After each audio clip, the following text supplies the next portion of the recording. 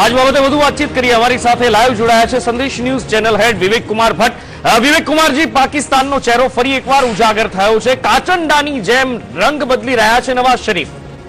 देखिए, नवाज शरीफ के पास बोलने जैसा कुछ भी नहीं है। उनको पता चल गया है कि अगर अब पाकिस्तान में रहना है तो लंदन में शॉपिंग करना बंद करना पड़ेगा।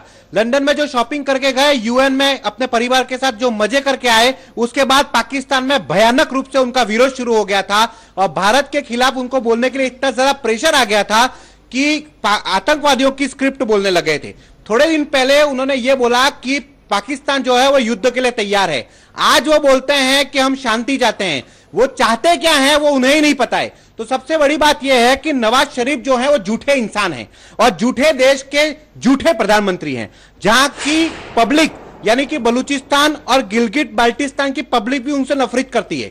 तो कहने का मतलब यह है कि जिस देश का 48 से 52% की जनता जिस प्रधानमंत्री से नफरत करती हो, उस प्रधानमंत्री का संसद में रखा हुआ बयान कोई मायने नहीं रखता और हिंदुस्तान के लिए तो 0% भी मायने नहीं रखता। वो अपना पाकिस्तान संभालने की फिक्रत उनको रखनी चाहिए इस वक्त, क्योंकि पाकिस्तान उनके हाथ से जा रहा है। उनका तख्ता पलट तो होगा वो होगा और जो गवर्नमेंट आएगी उसका भी तख्ता पलट करने की पूरी तैयारी नवाज शरीफ ने कर ली है। कश्मीर का राह बार बार आलाप रहे हैं और पिछले 60 सालों से 1947 में आजादी उनको मिली, तब से लेके कश्मीर कश्मीर कश्मीर एक ही बात है उनके मुंह पे, लेकिन उनकी जुबान से सिर्फ कश्मीर निकल सकता है। वो कश्मीर की एक पत्थर को भी नहीं लेके जा सकते।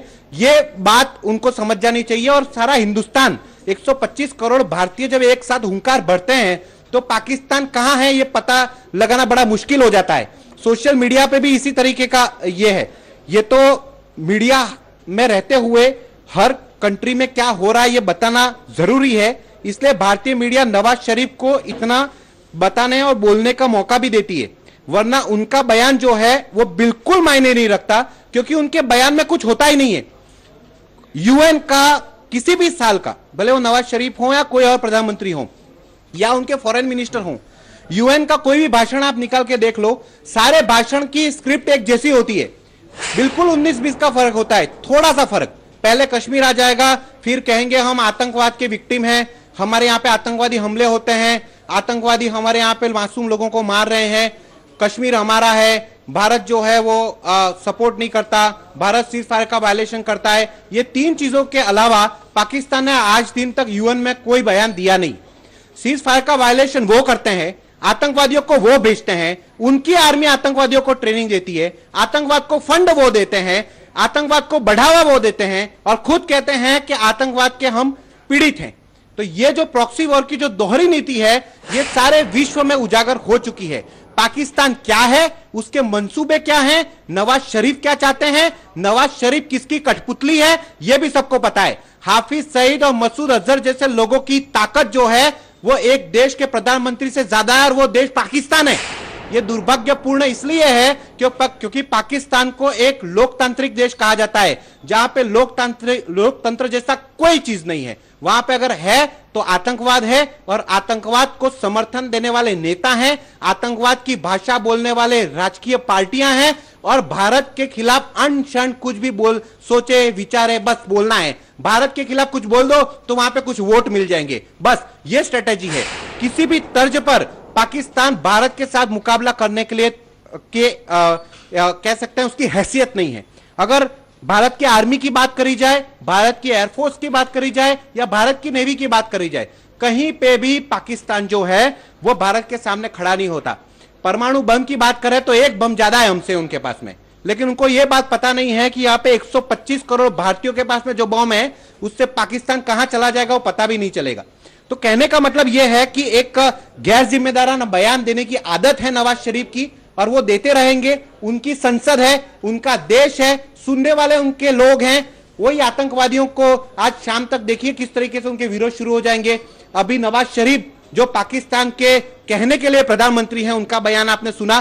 थोड़ी देर के बाद पाकिस्तान के असली प्रधानमंत्री हाफिज सईद और मसूद अजहर बात करेंगे जनता से, उनकी ज्यादा सुनी जाएगी। पाकिस्तानी आर्मी जो है वो हाफिज सईद की भाषा समझती है, नवाज शरीफ की कोई भाषा वहां पर समझता नहीं है। इसे ज्यादा कोई चिंता करने जैसी बात नहीं है।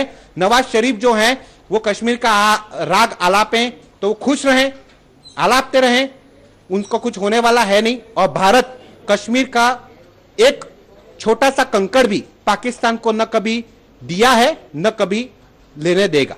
જી બિલકુલ વિવેકજી, પણ જે પ્રમાણેની વાત નવાઝ શરીફ દ્વારા કરવામાં આવી છે, 2 જવાનો તેમના માર્યા ગયા હોવાની ભારત દ્વારા જે સ્ટ્રાઇક કરવામાં આવી તેમાં એક પુષ્ટિ કરવામાં આવી છે, એટલે કે જે પણ આલોચનાઓ આપણા દેશની અંદર થઈ રહી હતી તેનો પણ ક્યાંક ને ક્યાંક ખુલાસો કરે છે। અને જો બીજી વાત કરવામાં આવે તો વડાપ્રધાન નરેન્દ્ર મોદીએ પાકિસ્તાનની જે ગરીબી હટાવવાની સલાહ આપી હતી એનો પણ ક્યાંક ને ક્યાંક આ નવાઝ શરીફ કહી શકાય જુઠ્ઠા નવાઝ શરીફ એનો વિરોધ કરતા આજે દેખાયા। बिल्कुल, देखिए पहली बात तो हमारे देश की अगर बात करें तो दुर्भाग्यपूर्ण दिन था मंगलवार का। कल का दिन बड़े दुर्भाग्य का दिन था कि भारत के 125 करोड़ के आबादी में कुछ लोगों ने पाकिस्तानी मीडिया और पाकिस्तान की भाषा बोलने लग गए थे कुछ घंटों के लिए। जनता ने उनको आज सवेरे जवाब दे दिया। एक भी नेता जो सर्जिकल स्ट्राइक के विरोध में बोला हो या एक भी नेता जिसने कहा हो कि सेना ने जो सर्जिकल स्ट्राइक की है उसके अंदर थोड़ा भी संशय खड़ा किया है, तो आज की जनता ने, भारत की जनता ने उनको सही से उनको मजा चखा दिया है। इतने कमेंट हैं उनके ऊपर, इतनी चीजें भारत की जनता कह रही है और भारत की जनता एक सुर में कह रही है कि हां सर्जिकल स्ट्राइक हुई है, सेना पे भरोसा है और सेना जो करती है वो कहती है। सेना कभी झूठा बयान देती नहीं और सेना पे पूरे देशवासियों को भरोसा है। जिन लोगों को देश के सेना पर भरोसा नहीं है उनकी चर्चा भी नहीं करनी चाहिए, क्योंकि ऐसे लोगों की चर्चा करके टाइम वेस्ट करना है। तो भारत की सेना ने काफी बखूबी से, काफी हिम्मत से सर्जिकल स्ट्राइक की थी और इसका बाद पाकिस्तान की संसद में भी चलती है। नवाज शरीफ भी कहती है कि भारत की सेना ने 2 पाकिस्तानी जो उनके जवान थे उनको मार गिराया है, तो पाकिस्तान की संसद भी मानती है। लेकिन हमारे देश के कुछ नेता और कुछ पॉलिटिकल पार्टी इसको पचाने की क्षमता नहीं रखते हैं, तो यह दुर्भाग्यपूर्ण है। लेकिन जो दूसरी बात आपने कही कि नवाज शरीफ की जो ये राग आलापने की बात है उससे भारत पे कोई फर्क नहीं पड़ता। भारत को सिर्फ फर्क पड़ता है इस बात से कि अब कोई नया हमला ना हो, उसके लिए हमें हमारी डिफेंस सिस्टम जो है वो तगड़ी करनी होगी, हमें हमारी बॉर्डर और ज्यादा सुरक्षित करनी होगी और हमें अलर्ट रहना होगा, जो कि बखूबी भारतीय सेना, भारत की पैरामिलिट्री फोर्सेस उत्तर से लेकर दक्षिण तक, पूरब से लेकर पश्चिम तक हर जगह पे तैनात हैं। भले वो समुद्र में कोस्ट गार्ड और नेवी हो या जंगलों में, कश्मीर के जंगलों में और राजस्थान के मरुस्थल में और गुजरात के रण में भारतीय सेना और बीएसएफ के जवान हो, सभी लोग अलर्ट है। कोई हरकत भारत कभी बर्दाश्त नहीं करेगा, ये जवाब पहले ही दे चुके हैं। जी જી વિવેક કુમારજી, આ સમગ્ર માહિતી બદલ, સમગ્ર વાતચીત બદલ આપનો આભાર। વડાપ્રધાન નવાઝ શરીફ પાકિસ્તાનના કે જેમણે પાકિસ્તાનની સંસદમાં જે રીતે ભાષણ આપ્યું અને આ ભાષણમાં તેમણે તેમની જૂની આદત પ્રમાણે નવું જુઠ્ઠાણું જ કહ્યું હતું અને જે પ્રમાણે નવાઝ શરીફે વાત કરી હતી કે પાકિસ્તાન જે છે તે કાશ્મીર લઈને રહેશે। અરે નવાઝ શરીફ સાહેબ, તમારું બલુચિસ્તાન તો તમારાથી સંભાળી નથી શકાતું। બલુચિસ્તાનના લોકો તમારી સામે બંડ પોકારી રહ્યા છે અને કયું કાશ્મીર તમે લેવાની વાત કરી રહ્યા છો? સાથે જ આતંકવાદને પોષનારો દેશ, આતંકવાદને જન્મ આપનાર દેશ હવે એમ કહી રહ્યો છે કે અમે શાંતિ ઈચ્છીએ છીએ। અને નવાઈની વાત એ છે કે 2 દિવસ પહેલા જ આ નવાઝ શરીફ જ કહી રહ્યા હતા કે અમે ભારત સામે યુદ્ધ કરીશું, ભારતને યુદ્ધની ભાષામાં જવાબ આપીશું, પાકિસ્તાન પણ શાંતિથી નહીં બેસે। એટલે કે સ્વાભાવિક રીતે વૈશ્વિક સ્તર ઉપર પાકિસ્તાન પોતે જ પોતાની છબી ખરડી રહ્યું છે।